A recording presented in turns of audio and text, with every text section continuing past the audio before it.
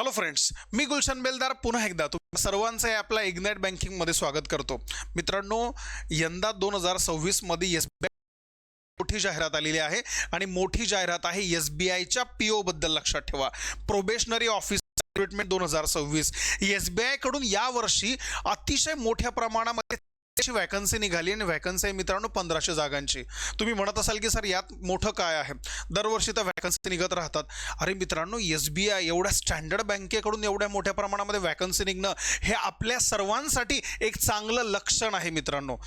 अजून एक महत्त्वाचा मुद्दा असा आहे की याच्यामध्ये दोन गोष्टी अशा आहेत की मला असं वाटतं की ज्या महत्त्वाच्या आहेत. पहिला मुद्दा असा आहे की जर तुम्ही साधं कुठलंही तुमचं ग्रॅज्युएशन झालं असणार आहे, BA BCom BSc BBA BCA MCA झालं असेल, इंजिनिअरिंग झालं असणार आहे, किंवा तुमचं मेडिकल फील्डमधून जरी ग्रॅज्युएशन झालं असणार आहे, किंवा तुम्ही शेवटच्या वर्षाला असाल तरीसुद्धा तुम्ही हा फॉर्म भरू शकतात. याच्या मागचं सगळ्यात महत्त्वाचं दुसरं कारण आहे याचा सॅलरी स्केल. किमान महिन्याला तुम्हाला जर तुम्ही ह्याच्यामध्ये जॉबला जॉईन व्हाल समजा तर 1,83,000 रुपये. यस, करेक्ट, आलं लक्षात. किती म्हणतोय मी? 1,83,000 रुपये एवढा तुम्हाला पेमेंट मिळतं. सगळ्यात मोठी गोष्ट आहे, दर महिन्याला 1,83,000 रुपये हा याचा सॅलरी स्केल आहे पर मंथचा. म्हणजे जवळपास वार्षिक जर कधी पाहायला गेलं तर जवळपास 21-22 लाखाच्या घरामध्ये लाख पर आहे ना. मग लक्षात ठेवा, एवढे रुपये तुम्ही वार्षिक कमवू शकतात. अतिशय साधी सोपी सरळ अशी परीक्षा आहे. जे विद्यार्थी ऑलरेडी प्रोसेसमध्ये आहेत, ज्यांचा चांगला अभ्यास आहे, त्यांना एवढं सांगायची गरज नाही. सो या व्हिडिओमध्ये सर्वच्या सर्व माहिती आपण डिटेल पाहणार आहोत. व्हिडिओ शेवटपर्यंत पहा, मी प्रत्येक गोष्ट तुमच्या भल्याची सांगणार आहे. या इकडं सगळ्यात महत्त्वाचं, एकूण व्हॅकन्सीज किती आहेत? सर व्हॅकन्सीज आहेत 1,500, 1,500 व्हॅकन्सीज आहेत. आता याचं नोटिफिकेशन आलं होतं 18 जूनला. 18 जूनला नोटिफिकेशन आलं. याचा अर्थ 18 जूनपासून तर 8 जुलैपर्यंत तुम्ही लोक फॉर्म भरू शकतात. फॉर्म भरण्याची लास्ट डेट आहे तुमची 8 जुलै. आता सगळ्यात महत्त्वाचं तुम्हाला सर्वांना माहिती आहे, इग्नाइट अकॅडमिक आपला मोठा फर्म आहे. याच्या खूप साऱ्या स्पर्धा परीक्षा आपल्या प्लॅटफॉर्मवरती कंडक्ट होतात आणि वेगवेगळ्या यूट्यूब चॅनल्सवरती. इग्नाइटच आहे, मात्र आपल्या या इग्नाइटमध्ये तुम्ही MPSC करत असाल तुम्ही, किंवा तुमचे कोणी मित्रमंडळी असेल तर त्यांनी सगळ्यांनी लक्षात ठेवा, शिक्षणामध्ये उत्क्रांती घडवण्याचं काम जे आहे मित्रांनो आपण आता सुरू केलेलं आहे. सो बऱ्याचशा सेक्टरमध्ये आपण आहोत, लगभग आपण सगळ्या सेक्टरमध्ये आहोत. UPSC MPSC TET CTET सरळ सेवा, टेक्निकलच्या एक्झाम असेल, स्कॉलरशिप असणारे, नवोदयाच्या एक्झाम आहे, बँकिंग आहे, MBA आहे, सर्वच्या सर्व ज्या स्पर्धा परीक्षा आहेत त्यांचं नॉलेज, त्यांचे लेक्चर, त्यांच्या बॅचेस या आपल्या प्लॅटफॉर्मवरती होत राहतात. सो कोणत्या गुणवत्तेच्या लेवलला आपण शिकवतो हे तुम्ही स्वतः जाऊन प्रत्येक प्लॅटफॉर्मवरती पाहू शकतात. ओके, सो यासाठी आपलं इग्नाइट अकॅडमीचं ॲप जे आहे तर ते डाउनलोड करून ठेवा की जेणेकरून तुम्हाला फ्युचरमध्ये कोणत्याही गोष्टींची कमतरता भासायला नको आहे. सो चला आपण आता पुढे जाऊया. सगळ्यात महत्त्वाचं, मग आता टेंटेटिव्ह डेट्स किती आहेत, तारखा काय आहेत, तारखांचं स्ट्रक्चर समजावून सांगतो. मी आत्ताच तुम्हाला एक गोष्ट सांगितली की 18 जूनला जे आहे फॉर्म भरणं सुरू झालं आहे, 8 जुलैपर्यंत फॉर्म भरणं सुरू होणार. आता याच्यामध्ये आहे प्री एक्झामिनेशन ट्रेनिंग. मग सर ही प्री एक्झामिनेशन ट्रेनिंगचा अर्थ काय? याचा अर्थ असा आहे की जे काही विद्यार्थी वगैरे आहेत की ज्यांना एक्झाम कशी कंडक्ट होते हे जर माहिती नसेल तर त्यांच्यासाठी एक डेमो असतो, लक्षात ठेवा. ओके, आणि तो डेमो या तारखेला म्हणजे जुलै महिन्यामध्ये ते ओपन वगैरे होणार. याच्यासाठी तुमच्या ईमेलवरती, तुमच्या मोबाईल नंबरवरती तसं नोटिफिकेशन येत असतं. साधं असतं, म्हणजे पेपरचा पॅटर्न तुम्हाला समजायला हवा, त्या अनुषंगाने तुम्ही दिलीच पाहिजे असं नाही मित्रांनो. आलं लक्षात, हे जरा लक्षात ठेवा. मात्र एखादा विद्यार्थी नवीन असेल ज्याला माहीतच नाही आहे त्याच्यासाठी हे आहे. त्याच्यानंतर कॉल लेटर जवळपास तुम्हाला जुलैच्या 2ऱ्या किंवा 3ऱ्या आठवड्यामध्ये कॉल लेटर तुम्हाला पाहायला मिळणार आहे. आणि तुमची जी प्रीची एक्झाम आहे तर ती होणार आहे ऑगस्टपासून. हा जून चालू आहे, आलं लक्षात. म्हणजे जून जुलै ऑगस्ट जवळपास 1.5 ते पावणे 2 महिन्यांचा कालावधी हा तुमच्या हातामध्ये आहे. त्याच्यानंतर प्रिलिमचा रिझल्ट हा ऑगस्ट सप्टेंबरमध्ये लागू शकतोय.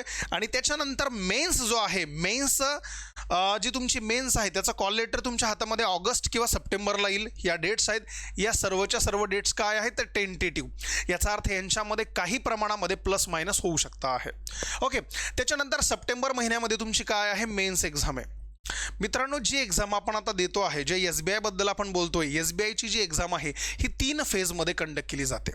ओके, ही जी आहे ही 3 फेजमध्ये होते. फेज 1 म्हणजे प्री, फेज 2 म्हणजे मेन्स आणि सगळ्यात महत्त्वाची आहे फेज 3. लक्षात ठेवा, या फेज 3 मध्ये अजून 3 सेक्शन्स आहेत. सो व्हिडिओ शेवटपर्यंत पहा, मी सर्व गोष्टी तुम्हाला महत्त्वाच्या सांगणार आहेत. सो तुमची मेन्स एक्झाम सप्टेंबरला होणार आहे. लक्षात, तुमचा त्याचा रिझल्ट हा सप्टेंबर किंवा ऑक्टोबर या महिन्यांमध्ये लागणार. तो रिझल्ट लागल्याच्या नंतर तुम्ही फेज 3ला क्वालिफाय व्हाल. एकदा तुम्ही फेज 3ला क्वालिफाय झाला का त्याचा कॉल लेटर येणार आणि फेज 3मध्ये तुम्हाला 3 प्रकारच्या गोष्टी करायच्या आहेत. एक सायकोमेट्रिक टेस्ट आहे, तुम्हाला इंटरव्ह्यू आहे आणि तुम्हाला थोडासा रिटर्न एक्झाम असते. लक्षात ठेवा. ओके, आणि शेवटी ही जर एक्झाम तुम्ही क्वालिफाय झाली तर डिसेंबर अखेरपर्यंत तुमच्या हातामध्ये SBIचं कॉल लेटर जे आहे हे आलेलं असतं. मग आता महत्त्वाचं काय सर, आता या ज्या 1500 वॅकन्सीज निघालेल्या आहेत, या 1500 वॅकन्सीजचं डिस्ट्रीब्युशन कसं आहे, तर याच्यामध्ये जर थोडक्यात कधी पाहिलं मित्रांनो तर कॅटेगरी अशी आहे रेग्युलर. लक्षात ठेवा, रेग्युलर म्हणजे आता या वर्षीच्या ज्या जागा निघालेल्या आहेत, SC साठी 216 जागा आहेत. लक्षात, SC साठी 216, ST मध्ये 108 जागा आहेत, OBC साठी 390 आहे, EWS ला 144 आणि ओपनला आहेत 588 जागा. अशा पद्धतीनं 1446 जागा ज्या आहेत या सध्या आता निघालेल्या आहेत. आता बॅकलॉगच्या काय होत्या, 18 ज्या आहेत या SCच्या बॅकलॉगच्या होत्या, 36 STच्या बॅकलॉगच्या होत्या, बाकी कुठल्याही नाही. हे 54 दोन्ही मिळून तुमचे किती झालेत, 1500 जागांची वॅकन्सी अशी आहे. हे समजून घेणं फार गरजेचं आहे. हे समजल्यानंतर तुम्ही नेमका फॉर्म कोणत्या कॅटेगरीतून फिल करावा हे महत्त्वाचं आहे. बिकॉज एकदा जी कॅटेगरी तुम्ही फिल करणार ती नंतर तुम्हाला चेंज करता येणार नाही, हे जरा लक्षात ठेवा. ओके, सो डॉक्युमेंट्स तुम्हाला लागतील, बाकी एवढं आहे. मग आता या ठिकाणी सगळ्यात महत्त्वाचं आहे तुम्हाला रिझर्वेशनसुद्धा आहे. कशा पद्धतीनं तुम्हाला रिझर्वेशन वगैरे दिलेलं आहे. जर व्हिज्युअल इम्पेअर्ड असेल तर 15, 16, 14 अशा पद्धतीनं जे आहे तुम्हाला रिझर्वेशन गिव्हन असतं. आता पुढचा महत्त्वाचा मुद्दा असा आहे, एज किती लागतंय. सगळ्यात महत्त्वाचं, मिनिमम एज तुमचं 21 असलं पाहिजे. मिनिमम एज जे आहे तुमचं किती असलं पाहिजे, 21, आणि मॅक्झिमम किती असलं पाहिजे, 30. आता इथं एक गोष्ट समजून घेणं फार महत्त्वाचं आहे. हा एज क्रायटेरिया काय, ज्या वेळेला तुम्ही एज लिमिट चेक कराल ना तर या ठिकाणी सगळ्यात महत्त्वाची तारीख जरा तुम्ही लक्षात ठेवायची, म्हणजे 1/4/2026. 1/4/2026 याचा अर्थ असा आहे, इथं म्हटलं candidate must be born between 2 April 1996 and 1 April 2005 याच रेंजमध्ये तुमचा जन्म व्हायला हवा. जर तुम्ही एक दिवस आधी किंवा एक दिवस नंतर असाल तर तुम्ही डायरेक्टली रिजेक्ट व्हाल. आपण सध्या हा विचार करतो की एका दिवसानं काय होतं, बट चालत नाही, तुम्हालाही माहिती असणार आहे. सो या गोष्टींकडे जरा व्यवस्थित लक्ष द्या. सो मिनिमम एज 21 आहे आणि मॅक्झिमम आहे तुमचं 30 वर्ष. आता कॅटेगरी वाईज तुम्हाला रिलॅक्सेशन दिलं जातं. जर OBC असेल तर 3 वर्षांचं रिलॅक्सेशन आहे, म्हणजे 33 पर्यंत. त्याच्यानंतर SC STला 5 वर्ष आणि बाकीचे जे आहेत जर फिजिकली काही डिसॅबिलिटी वगैरे असणार आहे तर त्यांना त्यांच्या अकॉर्डिंग जे आहे तर ते रिझर्वेशन दिलेलं असतं. ओके, त्याच्यानंतर आता क्वालिफिकेशन काय आहे. सो क्वालिफिकेशन आहे इथं डायरेक्ट सांगितलं आहे, ग्रॅज्युएशन इन ॲनी डिसिप्लिन, कोणत्याही क्षेत्रातला ग्रॅज्युएट चालतो आम्हाला. ओके, इथं काय म्हटलं आहे, आता इथं महत्त्वाचं काय, degree must be passed before 30/9/2026. तुम्ही जोपर्यंत ज्या वेळेला तुमचा फायनल रिझल्ट लागतो, लक्षात मी काय सांगतोय, ज्या वेळेला तुमचा फायनल रिझल्ट म्हणजे ज्या वेळेला आपण मेन्सचा फॉर्म भरणार ना, तर मेन्सचा फॉर्म भरत असताना त्या ठिकाणी तुम्हाला डॉक्युमेंट्स अपलोड करावे लागतात आणि ॲट दॅट टाईम तुम्ही ग्रॅज्युएट झालेले असले पाहिजे. जरी तुमच्याकडं हार्ड कॉपीमध्ये तुमचा रिझल्ट नसेल, मात्र ऑनलाईन मोडमध्ये का असे ना तुमचा रिझल्ट लागला पाहिजे, की जेणेकरून तुम्हाला तुमचे पर्सेंटेज किंवा CGPA जे आहे तर ते पुट करता आले पाहिजे. Okay, final year students may apply provisionally, हरकत नाही. CA, cost accountant, engineering, medical are also eligible. त्याने आत्ता सांगितले जेवढे आहेत तेवढे सर्वच्या सर्व एलिजिबल आहेत, डोंट वरी. आता सगळ्यात महत्त्वाचा जर काही भाग आहे तर हा आहे नंबर ऑफ चान्सेस. तुम्हाला माहिती आहे काही वर्षांपूर्वी मागेच आता SBIनं त्याच्यामध्ये चान्सेस टाकलेले आहेत, लक्षात. म्हणजे आता तुम्ही किती वेळेस ही एक्झाम देऊ शकतात. जर तुम्ही ओपनमधून किंवा EWS मधून असाल तर तुम्हाला 6 चान्स आहेत. आता पहिले तर मी हे क्लिअर करून देतो तुम्हाला, हे चान्सेस काउंट कसे होतात. चान्सेस काउंटिंगचा मिनिंग एकदम सोपा आहे. जर मी एक विद्यार्थी आहे, जर मी फ्रेशर्स आहेत, मी SBIचा फॉर्म भरला आणि जर मी फेल झालो, तर माझा तो काउंट केला जात नाही, तो अटेम्प्ट जो आहे तर तो काउंट केला जाणार नाही. समजा मी 2026ला प्रीज क्वालिफाय नाही झालो, माझा अटेम्प्ट नाही काउंट करू शकत, मग मी किती पण वेळेस देऊ शकतो, म्हणजे मी पुढच्या वेळेसही देणार, त्याच्या पुढच्या वेळेसही देणार. जोपर्यंत तुम्ही मेन्सला जात नाही तोपर्यंत तुमचा अटेम्प्ट काउंट केला जाणार नाही. जर प्रीमधूनच जर तुम्ही माघार घेतली तर काही इश्यूज नाही, तुम्ही किती वेळेस पेपर द्या. बट जर प्री पास करून जर तुम्ही मेन्सला गेलात आणि मेन्स जर तुमची फेल झालात तर तो मेन्सचा फेल होण्याचा अटेम्प्ट हा काउंट केला जातो. म्हणजे मेन्स तुम्ही क्वालिफाय झालात हा एक अटेम्प्ट झालात. समजा तुमच्या सोबतीला एखाद्याने याच्यामध्ये मार्क कमी पडलेत, समजा अजून शेवटच्या एखाद्या फेजमध्ये मार्क कमी पडलेत, जर तुम्ही मेन्सला जर फेल झालात किंवा मेन्स जर तुम्ही दिली असेल तर मेन्सचा अटेम्प्ट काउंट केला जातो आणि त्या पद्धतीनं हे काउंटिंग चालतं. सो मग जर तुम्ही ओपन किंवा EWS मधून असाल तर तुम्हाला 6 चान्स आहेत, जर तुम्ही OBC मधून असाल तर तुम्हाला 9 चान्स आहेत, आणि जर तुम्ही SC ST मधून असाल मग तर विषयच नाही, मग तर पाहणंच नको बिलकुल. लक्षात, अनलिमिटेड किती वेळेस द्या एक्झाम, काहीच काळजी करायचं काम नाही. लक्षात. हां, इथं लिहिलेलं आहे appearing in a mains counts as a chance. ज्यावेळेला तुम्ही मेन्सला बसणार तो चान्स काउंट केला जातो, मात्र प्रिलियमचा काउंट केला जाणार नाही. आता याची ॲप्लिकेशन फीस किती आहे? 750 रुपये. आलं लक्षात. आणि जर तुम्ही पुन्हा SC ST मधून असाल तर तुम्हाला सर्व काही माफ आहे मित्रांनो. सो याचा फायदा घ्या, याचे बेनिफिट घ्यायला शिका, अतिशय महत्त्वाचं आहे. चला नेक्स्ट मोडमध्ये आपण जाऊया. ही जी एक्झाम आहे मी तुम्हाला आत्ताच सांगितलं, एक्झाम जी आहे तर ती 3 फेजेसमध्ये कंडक्ट होते. एक आहे प्री, दुसरी आहे मेन्स आणि तिसरी काय आहे? तिसरी आहे सायकोमेट्रिक टेस्ट. सगळा खेळ हा त्या तिसऱ्याच गोष्टींवरती डिपेंड करतो बरं का. चला आपण त्याच्यामध्ये पाहूया. मग सगळ्यात महत्त्वाचं सर प्रीमध्ये काय काय आहे? तर सगळ्यात महत्त्वाचं प्रीमध्ये आपल्याला 3 सब्जेक्ट शिकायचे आहेत. प्रीमध्ये कोणते 3 आहेत? इंग्लिश आहे, क्वांट आहे आणि रिझनिंग आहे. इंग्रजीचे 40 क्वेश्चन्स आहेत. आलं लक्षात. इंग्रजीचे काय आहेत? इंग्रजीचे 40 क्वेश्चन्स आहेत. ओके, 20 मिनिटांसाठी. इथं 40च मार्कांसाठी आहेत. याच्यामध्ये बऱ्यापैकी एक प्रश्न हा एकाच मार्काला असतो. लक्षात, याच्यामध्ये ते राहिलेला आहे. ओके, हे जरा लक्षात ठेवा. त्याच्यानंतर गणिताचे क्वांटचे 30 प्रश्न 30 मार्कांना, 20 मिनिटाचा कालावधी आहे. आणि याच्यामध्ये रिझनिंग ॲबिलिटीला 30 प्रश्न 30 मार्काला 20 मिनिटांसाठी आहे. सो अशा फॉर्मॅटमध्ये हे 40च आहेत, हे 30च आहेत आणि हे 30 मार्कांना आहे. अशा पद्धतीनं 100 प्रश्न हे 100 मार्कांना आहे. जर तुम्ही टाईम पाहिला असेल तर तो टाईमसुद्धा सर्वच्या सर्व ठिकाणी कसा आहे? सेम आहे. ठीक आहे ना. आता महत्त्वाचं काय आहे ना, इथं पाहू शकतात ऑब्जेक्टिव्ह. आता या ठिकाणी सगळ्यात महत्त्वाचं आहे no sectional cut off in a prelim. जर तुम्ही प्रीची परीक्षा देत असाल तर प्रिलियमला तुम्हाला सेक्शनल कट ऑफ नाही आहे, म्हणजे हे पण पास करा, हे पण पास करा किंवा हे पण पास करा असं ठेवलेलं नाही. लमसम तुमचा कट ऑफ निघाला पाहिजे. लमसम तुम्ही कुठूनही कोणत्याही भागातून किती मार्क घ्या काही फरक पडणार नाही. तुम्ही मॅथ्स जास्त सोडवा, इंग्लिश कमी सोडवा, काही इश्यू नाही, कारण सेक्शनल कट ऑफ नाही आहेत. ओके, त्याच्यानंतर महत्त्वाचं आहे निगेटिव्ह मार्किंग आहे 1/4. काय आहे? 1/4 निगेटिव्ह मार्किंग आहे. आणि त्याच्यानंतर ही जी स्टेज आहे प्री, ही क्वालिफाईंग नेचर आहे. म्हणजे प्रीचे मार्क्स तुमच्या फायनल रिझल्टमध्ये धरल्या जाणार नाही. प्री फक्त तुम्हाला क्वालिफाय करून फक्त पुढं जायचं आहे. म्हणजे तुम्हाला मेन्स आणि जी शेवटची एक्झाम आहे सायकोमेट्रिक टेस्ट, या 3च गोष्टी, या 2च गोष्टी तुमच्यासाठी महत्त्वाच्या आहेत. ओके, चला आता या ठिकाणी पण लिहिलेलं आहे these marks are not a part of the final merit list. Prelims only decide who advance to the mains examination. असा कोणता विद्यार्थी की जो फक्त मेन्सला जाणार आहे, बस एवढंच आहे. चला आता मेन एक्झामिनेशनचा पॅटर्न काय आहे? सगळ्यात महत्त्वाचा आहे मेन एक्झामिनेशन. बघा सगळ्यात महत्त्वाचं आहे. आता याच्यामध्ये पहिला आहे रिझनिंग अँड कॉम्प्युटर ॲप्टिट्यूड. मग रिझनिंग आणि कॉम्प्युटर ॲप्टिट्यूड, रिझनिंगचे 40 क्वेश्चन्स आहेत, 60 मार्कांना, वेळ आहे 50 मिनिटांचा.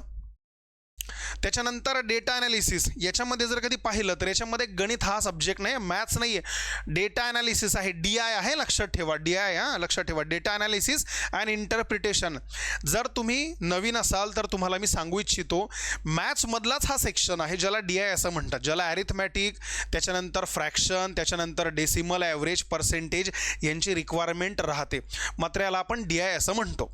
मग DI काय? DIचे 30 प्रश्न आहेत, 60 मार्कांना आहेत, 45 मिनिटांचा कालावधी मिळणार. त्याच्यानंतर जनरल अवेअरनेस एक सेक्शन आहे, त्याच्यामध्ये इकॉनॉमी विचारलं जाईल. त्याच्यानंतर त्याच्यामध्ये बँकिंगच्या इन्फॉर्मेशन आहे, 60 प्रश्न 60 मार्कांना आहे, वेळ आहे 45 मिनिटांचा. आणि शेवटचं आहे इंग्लिश लँग्वेज. इंग्लिश ऑलरेडी विचारलं होतं. इंग्रजी जे आहे यांनी ऑलरेडी प्रीमध्ये विचारलं आहे. आता या ठिकाणी फक्त काय 40 प्रश्न आहेत, 20 मार्कांना 40 मिनटं आहे. अशा पद्धतीनं मेन्स ही तुमची 3 तासाची आहे. 3 तासाचा मेन्सचा पेपर आहे 200 मार्कांसाठी. लक्षात 170 प्रश्न आहेत 200 मार्कांसाठी. टोटल टाइम ॲलोकेट आहे तुमचा 3 अवर्स आहे. ओके, इथं म्हटलेलं आहे. आता मेन मुद्दा बघा इथं काय सांगितलंय. नेक्स्ट अ डिस्क्रिप्टिव्ह पेपर, याच्यानंतर लगेच a descriptive paper of 30 marks 30 minutes, 30 मिनिटांसाठी म्हणजे अर्ध्या तासामध्ये 30 मार्कांचा तुम्हाला डिस्क्रिप्टिव्हचा पेपर इमिजिएटली, लक्षात ठेवा, इमिजिएटली तुम्हाला दिला जाणार आहे. म्हणजे जी मेन्स आहे ही 200 तर आहे, मात्र या 200 मध्ये अजून किती ॲड करायचे 30. याचा अर्थ 230 पैकी रिझल्ट हा महत्त्वाचा आहे. रिझल्ट जो आहे हा 230 पैकी महत्त्वाचा आहे. सो ग्रँड टोटल ऑफ 230 मार्कांचा पेपर हा 3 तास आणि 30 मिनटं म्हणजे 3.5 तासाची तुमची मेन्सची एक्झाम आहे. मग आता सर या 30 मिनिटांमध्ये काय काय लिहायचं आहे, या इकडं रिलॅक्स. चला, मग आता सगळ्यात महत्त्वाचं आहे हा जो डिस्क्रिप्टिव्ह पेपर आहे याच्यामध्ये काय आहे तर डिस्क्रिप्टिव्ह 30 मार्कांचं 30 मिनटं आहे. याच्यामध्ये तुम्हाला ईमेल लिहावं लागतं, सिच्युएशन ॲनालिसिस करावं लागतं आणि त्याच्यानंतर शेवटी रिपोर्ट किंवा प्रिसाईज रायटिंग करावं लागतं. म्हणजे काय, तुम्हाला 2 पैकी 1 प्रश्न सोडवायचा आहे ईमेलसाठी, 2 सिच्युएशन दिलेल्या आहेत त्याच्यातली 1 सोडवा आणि त्याच्यानंतर प्रिसाईज रायटिंग. लक्षात, तुम्हाला प्रिसाईज रायटिंग करायचं 2 पैकी पुन्हा 1, प्रत्येकाला 10 मार्क, याला 10 मार्क, याला सुद्धा 10, याला सुद्धा 10, कारण 30 मार्क आहेत. सो याचं डिस्ट्रीब्युशन ॲव्हरेजमध्ये असंच होणार. सो 10 10 10. सो हा आहे टोटल 30 मार्कांसाठीचा डिस्क्रिप्टिव्हचा तुमचा पॅटर्न. अगेन निगेटिव्ह मार्किंग आहे तुमची 1/4 निगेटिव्ह मार्किंग आहे. बट मेन्सला सेक्शनल कट ऑफ आहे आणि जी फेज 3 आहे बघा याच्यामध्ये म्हटलेलं आहे sectional cut off must clear a minimum qualifying score in each test. Okay, and the descriptive paper individually. मेन्समध्ये तुम्हाला सेक्शन क्वालिफाय करायचे आहेत. याचा अर्थ असा आहे तुम्हाला रिझनिंगसुद्धा क्वालिफाय करायचं, हा डेटा ॲनालिसिससुद्धा, हा सुद्धा आणि हा सुद्धा तुम्हाला क्वालिफाय करायचा. प्रत्येक सेक्शन पास केल्यानंतर तुम्ही वरच्या लेव्हलला येणार आणि पुन्हा त्याच्यातून तुमचा कट ऑफ निघणार बाकीच्या मुलांच्या नुसार. याच्यामध्ये नॉर्मलाइजची सुद्धा पद्धत ते वापरतील. ओके, मग आता सगळ्यात महत्त्वाचा एक गोष्ट लक्षात ठेवा, 3 into category, 3 times category wise vacancy short listed. लक्षात 3 times म्हणजे जेवढ्या आहेत त्याच्या 3 पट जे आहे तर ते मुलाच्यामध्ये सिलेक्ट वगैरे केले जातात. ठीक आहे ना. चलो, आता शेवटचं आहे सायकोमेट्रिक टेस्ट, जे खूप जास्त महत्त्वाचं आहे. याच्यामध्ये काय आहे तर याच्यामध्ये आहे तुम्हाला प्रोफाइलिंग. याचा अर्थ काय, सायकोमेट्रिक टेस्टमध्ये काय काय विचारतात तर personality profiling of shortlisted candidate, तुमची पर्सनॅलिटी चेक केली जाते. लक्षात, त्याच्यानंतर finding the place before the interview panel, त्याच्यानंतर proctored or identify the centres, all questions are mandatory. याचा अर्थ असा आहे सायकोमेट्रिक टेस्टमध्ये तुम्हाला काही गोष्टी विचारल्या जातात, जसं आपण म्हणतो ना की GDPI असतो, ग्रुप डिस्कशन असतं, थोडं पर्सनल इंटरव्ह्यू असतं, त्याच सेक्शनमध्ये आहे. त्याच्यानंतर बघा मी तुम्हाला सांगितलं ग्रुप एक्सरसाइज आहे. ओके, पॅनलकडून तुम्हाला एखादा सब्जेक्ट दिला जातो, त्याच्यावरती बोलावं लागतं, लिहावं लागतं, त्याचे क्वालिफाईंग मार्क्स तुमचे आहेत आणि शेवटचं आहे पर्सनल इंटरव्ह्यू. सो याच्यामध्ये जर कधी पाहिलं तर याचे 20 मार्क आहेत आणि याचे तुम्हाला आहे 30 मार्क. लक्षात ठेवा, इथं म्हटलेलं आहे ग्रुप एक्सरसाइज प्लस इंटरव्ह्यू 20 आणि 30 50 मार्क आहे. आणि इथं म्हटलेलं आहे minimum qualifying marks are decided by the bank. कमीत कमी क्वालिफाईंग मार्क किती असतील हे बँक डिसाईड करणार. हे सर्वस्वी बँकेच्या हातात आहे, लक्षात ठेवा, कारण ही सगळी प्रोसेस जी आहे ही तुमची त्या ठिकाणी होत असते. सो अशा पद्धतीनं 3 फेजमधून जायचं आहे. प्री जी फक्त क्वालिफाईंग आहे, 2च गोष्टी महत्त्वाच्या. तुमची फेज सेकंड म्हणजे मेन्स महत्त्वाची, मेन्स प्लस डिस्क्रिप्टिव्ह, आणि तिसरा पॅटर्न जो आहे हा आहे तुमचा सायकोमेट्रिक, ग्रुप एक्सरसाइज आणि इंटरव्ह्यू. हा 50 मार्कांचा आहे. ठीक आहे. सो शेवटी फायनल सिलेक्शन आणि नॉर्मलायझेशन काय आहे तुम्हाला माहिती आहे की याच्यामध्ये जो तुमचा स्कोअर असेल तर त्याला नॉर्मलाइज केलं जाणार आहे. मेन एक्झामिनेशन मॅक्झिमम तुमचे 230 आत्ता सांगितलं आणि ग्रुप एक्सरसाइज 50. आत्ता आपण पाहिलं होतं सायकोमेट्रिक, याचा अर्थ 280 पैकी. लक्षात ठेवा, नॉर्मलाइज तुम्हाला याच्यानुसार केलं जाणार आहे 75-25. याचा अर्थ 25 1 25, 25 3 75, 3 एकाच्या रेशोमध्ये नॉर्मलाइजचा हा रेशो ठेवला जातो. लक्षात ठेवा. सो 280 मार्कांचा पेपर आहे, 280 मार्कांमधूनच तुम्हाला मार्क्स आणायचे आहेत, हे जरा लक्षात ठेवा. ओके. हां, आता या ठिकाणी जर कधी पाहिलं याच्यामध्ये सांगितलं आहे qualify phase second and phase 3 separately, तुम्हाला सेपरेटली क्वालिफाय करायचं आहे. Okay. Selection from top of each category, तुमचा सिलेक्शन चांगलं असलं पाहिजे. जर तुमचा कट ऑफ जर समजा तुम्हाला मार्क वगैरे मिळालेत, एखाद्या विद्यार्थ्याला मार्क्स मिळालेत, 2 विद्यार्थी आहेत, त्याला पण तेवढेच मार्क्स आहेत आणि मला एवढे मार्क्स आहेत, मग आपला जर कधी मार्कांचा टाय झाला तर मग कोणत्या विद्यार्थ्याला घेणार? अशा विद्यार्थ्याला की जो सिनियर आहे, की ज्याला अनुभव आहे, ज्याने याच्या आधी काही एक्झाम ज्या आहेत, भरपूर सारे एक्झाम दिल्या असतील. ओके.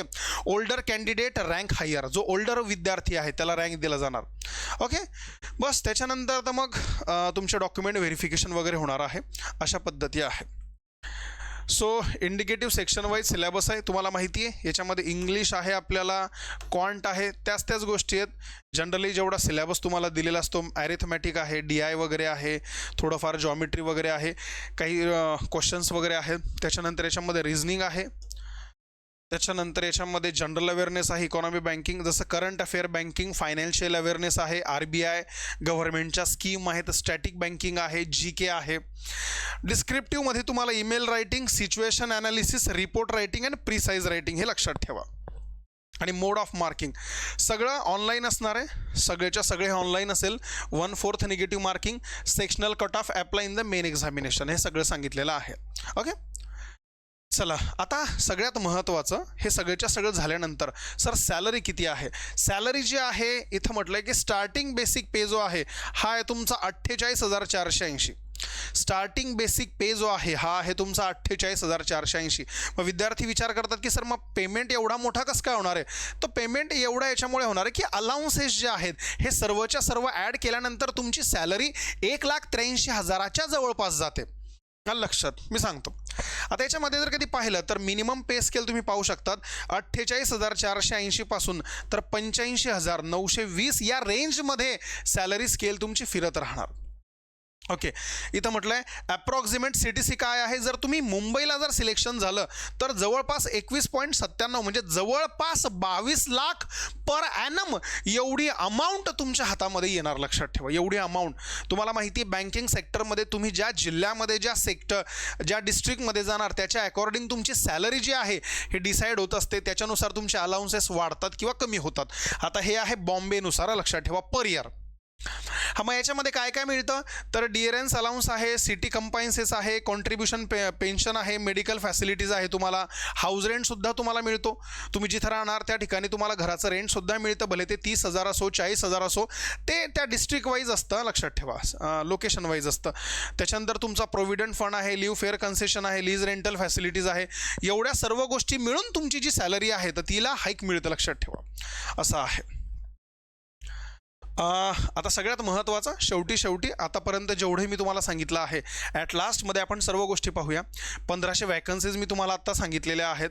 त्याच्यानंतर 750 रुपये लागतील आपल्याला फॉर्म भरायला. मिनिमम एज आहे 21 ते 30. लक्षात ठेवा, आत्ता सांगितलं की 22 लाखाच्या जवळपास तुम्हाला हे पॅकेज असणार आहे. 3 सेक्शनमधून तुम्हाला जावं लागणार आहे. लक्षात ठेवा. आणि ग्रॅज्युएशन जे आहे हे कोणतंही चालतं आहे, ॲनी ग्रॅज्युएट. त्याला मार्कांची बिलकुल अट नाही की 60% पाहिजे, 50% पाहिजे, असं बिलकुल काहीही नाही.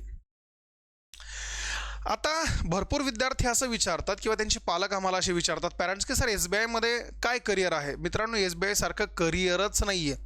तुम्ही जेवढ्या लवकर सिलेक्ट व्हाल तेवढ्या लवकर तुम्ही हाय रँकिंगपर्यंत याच्यामध्ये जातात. का? याच्यामध्ये सगळ्यात महत्त्वाचं आहे आता करिअर पाथ काय आहे. जर तुमचं सिलेक्शन झालं तर सगळ्यात महत्त्वाचं प्री जॉईनिंग तुम्हाला कोर्स, याचा अर्थ तुमची ट्रेनिंग वगैरे असणार आहे.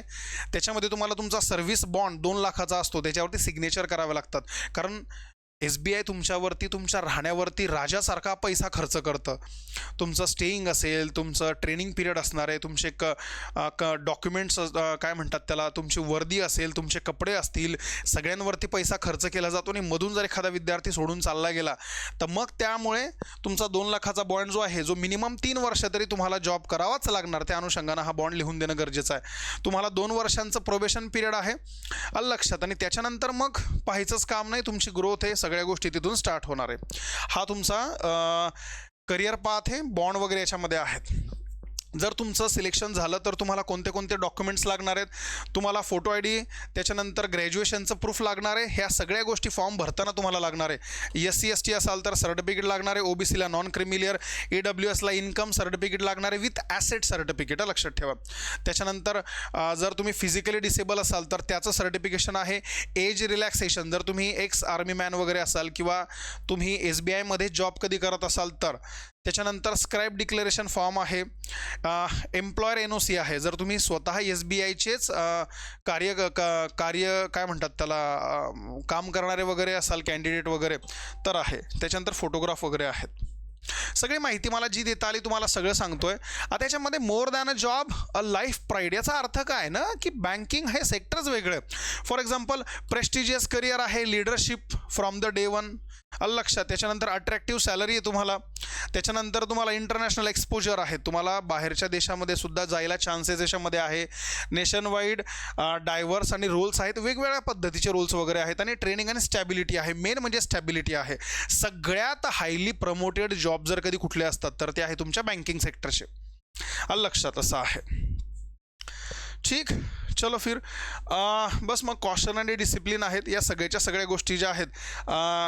जर तुम्ही फॉर्म भरत असाल, जर तुमच्यातला एखादा कॅन्डिडेटने ठरवलं असेल की हां सर मला आता फॉर्म भरायचा आहे, तर एवढ्या गोष्टींकडे थोडं लक्ष द्या की ज्या वेळेला तुम्ही लोक फॉर्म भरणार आहेत तर त्यावेळेला तुमच्याकडे कोणतं इलेक्ट्रॉनिक डिव्हायसेस नको आहे, कॅटेगरी लॉक असली पाहिजे, नो कॅटेगरी चेंज. याचा अर्थ असा आहे तुम्ही जी कॅटेगरी भरणार तीच कॅटेगरी तुम्हाला शेवटपर्यंत निवडावी लागणार, चालणार नाही. एका वेळेला एकच ॲप्लिकेशन करता येणारे कोणतंही फॉल्सी डॉक्युमेंट चालणार नाही, तुम्ही जागेवरती रिजेक्ट व्हाल. तुमचा सिबिल स्कोअर चांगला असणं गरजेचं आहे. जर सिबिल स्कोअर हा कमी असेल, तुम्हाला माहिती आहे तुम्ही चेक करून घ्याल, सिबिल स्कोअर हा खाली नसावा, लक्षात ठेवा. त्याच्यानंतर तुमचा अटेंडन्स क्लिअर पाहिजे. याचा अर्थ काय आहे की तुमच्यावरती कोणत्याही प्रकारचा कायदा किंवा पोलीस गुन्हा त्याच्यावरती नसावा. लेट एंट्री नको आहे, नो कॅनव्हान्सिंग आहे, भरपूर साऱ्या गोष्टी वगैरे आहेत, असं आहेत. ओके, या गोष्टी का सांगणं गरजेचं आहे, कारण खूप सारे मुलं जे आहेत हे नवीन असतात, त्यांना माहिती नसतं. काही पॅरेंट्स आम्हाला फोन लावून विचारतात की सर याच्यातल्या काही महत्त्वाच्या गोष्टी सांगा, त्या अनुषंगानं आहे. हाऊ टू अप्लाय आहे, याच्यामध्ये सगळं दिलेलं आहे की पोर्टल ओपन करा, रजिस्टर करा, डॉक्युमेंट अपलोड करा, फीस पेड करा, फायनल सबमिशन करा, काही इश्यू नाही. याच्यामध्ये महत्त्वाचं आहे की फोटोग्राफसुद्धा सांगितलं आहे. फोटोग्राफचं जर पाहिलं असेल तर पिक्सेल आहे किंवा मग साईजमध्ये 20 ते 50मध्ये KB साईज पाहिजे. सिग्नेचरची किती पाहिजे, 10-20. लेफ्ट थंब जो आहे हा तुमचा 20-50 KB आणि डिक्लेरेशन जे आहे हे 50-100 KB असलं पाहिजे. या सगळ्या गोष्टी फॉर्म भरताना खूप जास्त महत्त्वाच्या आहेत. फॉर्मच व्यवस्थित नाही भरला तर मग पास कसं काय होणार. ठीक आहे. हां, आता एक महत्त्वाचं, सेंटर काय आहे. जर तुम्ही प्रीची परीक्षा देत असाल, आता या ठिकाणी फॉर एक्झाम्पल मी संभाजीनगरला आहे तर संभाजीनगर हे माझं सेंटर आलं. बाकीचे पण खूप सारे सेंटर वगैरे बऱ्यापैकी प्रीला तुमच्या गावातलं सेंटर तुम्हाला बऱ्यापैकी मिळतं. मात्र मेन्सला सेंटर लिमिटेड आहेत. मेन्सला जर कधी पाहायला गेलं तर नागपूर आहे, पुणे आहे, नाशिक, कोल्हापूर, मुंबई, ठाणे, नवी मुंबई आणि MMR एवढेच सेंटर जे आहे हे तुमच्या मेन्सला आहे, हे जरा लक्षात ठेवा. जर तुम्ही प्री क्वालिफाय केली असेल किंवा प्री क्वालिफाय करणार असाल तर याच सिटीपैकी तुम्हाला एक शहर निवडायचं आहे तुमच्या मेन्स करता. ठीक आहे. सो अशा पद्धतीनं आपण या आजच्या सेशनमध्ये SBI POच्या सर्व गोष्टींचं डिटेल वगैरे पाहिलेलं आहे. तरीसुद्धा तुम्हाला काही डाऊट्स असतील तर स्क्रोलिंगवरती जो नंबर डिस्प्ले होतोय या नंबरवरती कॉल करा. हे डायरेक्ट आम्हाला अटॅच करतील. तुम्हाला ज्या डाऊट्स असतील त्याच्याबद्दल आपण निवांत बोलूया, चर्चा करूया. याच्याशी रिलेटेड आता खूप साऱ्या गोष्टी ज्या आहेत या नवनवीन मी आता प्लॅटफॉर्मवरती आपलं घेऊन येतोय. जर तुम्हाला काही डाऊट्स असतील तर ते डाऊट्स तुम्ही तुमच्या कमेंट बॉक्समध्ये लिहायला विसरू नका. जर तुम्ही नवीन असाल तर आपल्या चॅनलला जरूर सबस्क्राईब करा की जेणेकरून कोणतेही महत्त्वाचे अपडेट्स तुमच्याकडून जाता कामा नये. ओके. सो अशाच पद्धतीनं लेक्चर प्रॉपर पाहत राहा. काही डाऊट्स असतील तर विचारत राहा आणि फॉर्म भरायला बिलकुल विसरू नका. जो लवकर फॉर्म भरतोय बेनिफिट त्याला जास्त होतोय मित्रांनो. ओके. So thank you. पुढच्या वेळेला भेटूया. बाय.